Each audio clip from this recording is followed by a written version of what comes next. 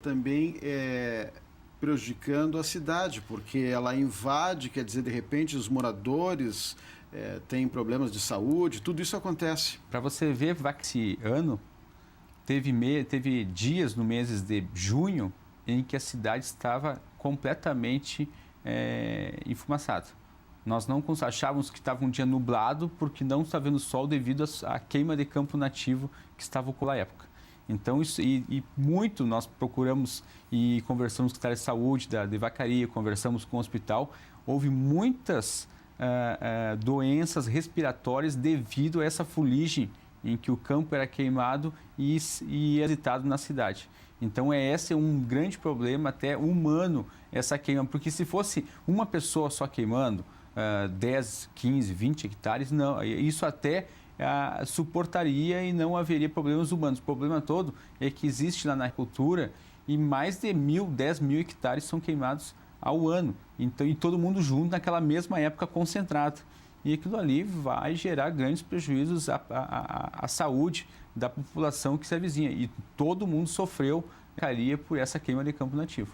Nesta época agora de seca, isso não acontece? Essa época de seca acontece bastante, até Vacaria não está atravessando que nem o sul do estado, seca.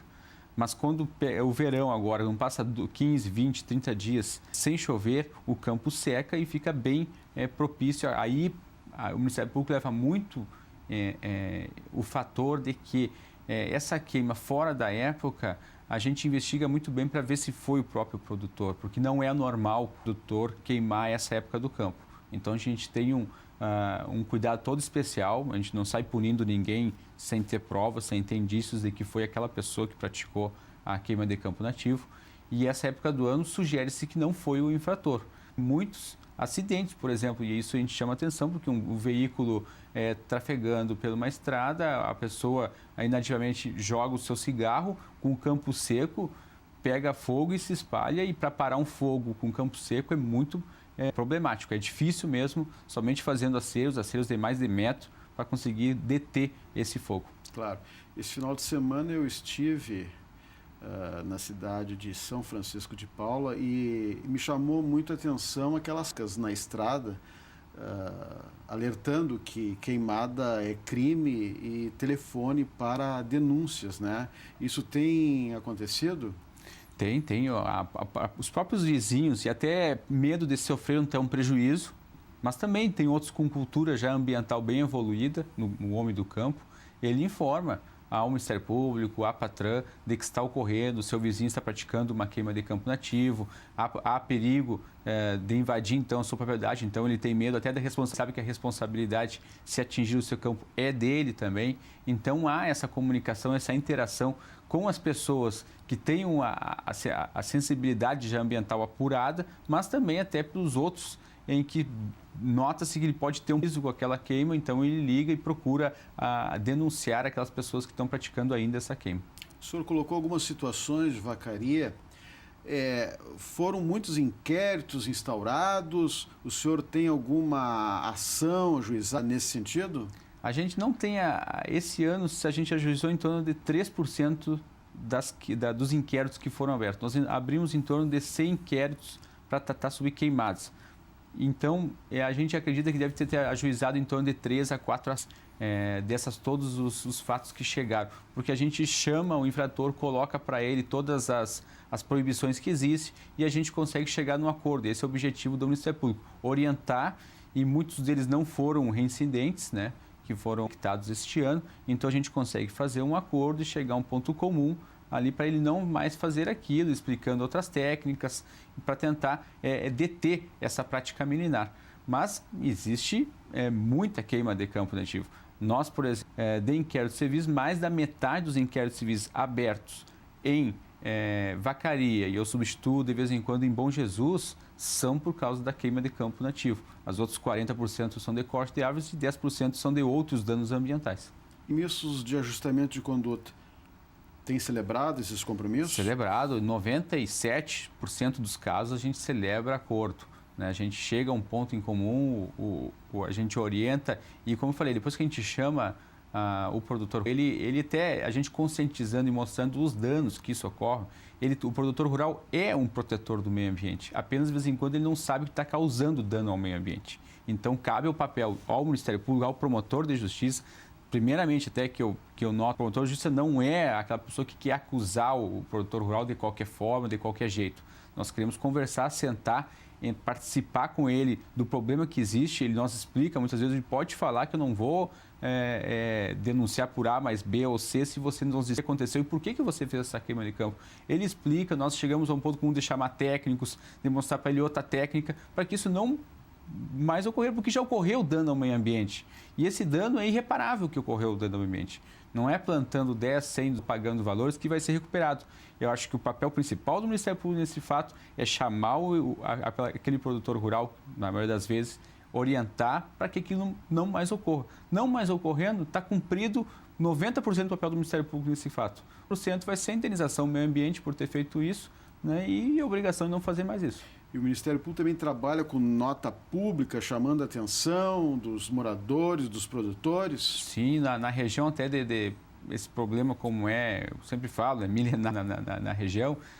Em 2005 foi feito até cartilha, nós temos cartilha que a gente distribui para todos os produtores rurais quando há o compromisso de ajustamento de conduta, orientando que a prática é proibida, quais são as leis que proíbem e outras técnicas que podem ser utilizadas para evitar a queima de campo nativo. Então, é um trabalho educativo, inclusive nas escolas. A gente vai nas escolas, foi até através de uma infração, um produtor rural queria que a pena dele, a multa, a indenização, fosse revertida para outras pessoas conhecerem o que é proibido e que existem outras técnicas. Então, foi convertida essa multa em cartilhas que são distribuídas nas escolas e também aos produtores que fazem dano ao meio ambiente.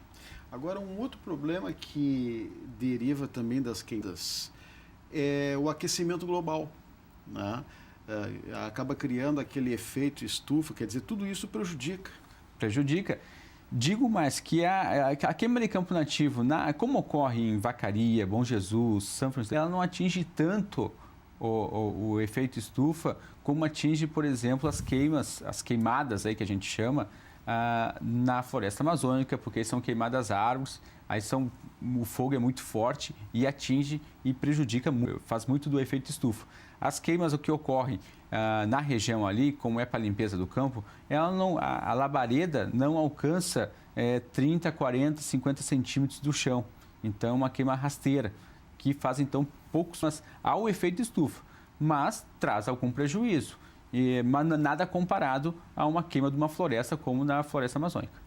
Agora, em termos de Brasil, as queimadas, elas têm sido responsáveis por perdas de domínios, principalmente, falou, na floresta amazônica, aquela região do Cerrado. É que são intenções diferentes, né? Aqui a intenção é a limpeza do campo para seguir na pecuária, né? E o produtor entende que isso é a maneira mais fácil, né, de fazer essa limpeza. Já na floresta amazônica, os produtores fazem exatamente para abrir campo para o cultivo, para a produção do gado, para o desenvolvimento do gado naquela região. E lá eles colocam fogo na floresta. Então, eles limpam a floresta para fazer campo nativo, bem ao contrário da intenção daqui. Como também tem a intenção de produtores em São Paulo que fazem a queima da cana-de-açúcar, porque aquele material não serve mais para eles, então eles fazem a queima. Então, são diferentes que o Ministério Público, naquelas dimensões, tanto do Estado do Rio Grande do Sul, como no São Paulo, como na Amazônia, tem que diferenciar bem para não estar punido severamente, tão severamente quem faz uma queimada, até que essa bem boa que tem na doutrina, do que é queimado, do que é queima de campo. Queima de campo é praticada no Rio Grande do Sul para limpeza, e aquela queimada de floresta para fazer um campo para ter a produção de gado naquilo ali. E a própria lei distingue direitinho. 41 proíbe a queimada de florestas, a pena é alta para quem faça aquilo ali. Já a queima de campo nativo, a pena é de 6 meses a 1 ano, está prevista no Código Florestal, e a pena é bem menor, então, do que quem pratica, porque o dano é diferente, e o Ministério Público, além disso, tem que sopesar todas as condições que esse produtor praticou essa queima. E falando em dano, depois as pessoas não entendem por que vivemos certos meses, né, de temperaturas muito altas. Contribui. A queimada que ocorre, e eu vou levar de novo lá para a Amazônia, a queimada que ocorre lá contribui severamente, não é por causa, estamos vivendo esse janeiro de altíssimas temperaturas, vamos viver fevereiro, quem sabe, mais alto, se cada ano a gente passa do que está mais quente que o outro. Isso aí contribui muito, claro que contribui também os carros cada vez mais circulando pelo mundo inteiro, contribui. Então, todos esses danos do meio ambiente estão alterando o nosso ambiente de viver. E isso aí, qualquer meio ambiente contribui. Se cada um fizesse a sua parte e tentasse não contribuir, claro que daqui a alguns anos você tem um meio ambiente mais saudável. O problema todo é que cada um quer fazer um pouquinho mais, acha que o seu dano, o pequeno dano não vai afetar o meio ambiente. Só que aquele pequeno dano está sendo praticado por 15 pessoas ao mesmo tempo. E aí vai prejudicar e severamente. Agora, aqui no Rio Grande do Sul, principalmente lá na sua região, os produtores também costumam fazer aquele corte raso ou só tocam fogo? Tá. Aquela parte onde lugares no campo, onde há o pasto subiu muito alto, há essa prática, nós chamamos de corte raso até, há já uma vegetação já em fase de regeneração primária, então, árvores finas crescendo, mas ali se tornando um outro ecossistema e os produtores sem autorização, e é necessária autorização, até o DEFAP dá autorização para esse tipo de corte, somente precisa de autorização, mas também ocorre autorização muitas vezes e a aplicação de multa nesses casos aí o próprio DEFAP aplica a multa nesses casos que fazem esse corte raso sem autorização. O nosso programa está chegando ao final, doutor Luiz Augusto, mas o senhor ainda tem um minutinho para aquele do Ministério Público, principalmente de conscientização aos produtores. O Ministério Público está para ajudar. Nós não queremos inviabilizar o produtor rural no campo. Nós conversamos, nós chegamos sempre a um ponto em comum, nós queremos mostrar ao produtor rural que eu entendo, já trabalhando há 6 anos na região, de que o produtor rural é um aliado do Ministério Público em prol do meio ambiente. O que nós temos de vez em quando é versões diferentes, entendimentos e conhecimentos diferentes. Sendo de frente a frente, lado a lado, nós chegamos a um ponto comum que nós dois sabemos que o produtor rural tira aquele sustento do meio ambiente, ele tem que proteger o seu meio ambiente, ele sabe disso. Ele não pode trazer malefícios para a sua terra porque é ali que ele tira o seu sustento. E o público defende a lei e também a lei um meio ambiente saudável. Então, as duas intenções levam ao mesmo caminho. Só temos que sentar e conversar e chegar a esse mesmo caminho. Ok, mas já houve um avanço, eu creio, né, de uns 5 anos para cá. Sim, realmente, acho que diminuiu em torno de 30% do que ocorria em 2004, 2005, já caiu bastante e acho que anualmente está caindo. E há muitas queimadas acidentais e o Ministério Público precisa identificar o que é queimada proposital da acidental. E é isso que a gente tenta fazer. Se for só as propositais, acho que caiu bastante. Ok. Promotor de Justiça de Vacaria, Luiz Augusto Costa. Muito obrigado mais uma vez pela sua participação, pela sua gentileza em aceitar o nosso convite. Se você tem críticas, sugestões, mande um e-mail. Mande um e-mail para conhecendo-mp@mp.rs.gov.br. Nós vamos ficar por aqui. Na próxima semana voltaremos com mais um assunto de interesse da sociedade no Conhecendo o Ministério Público.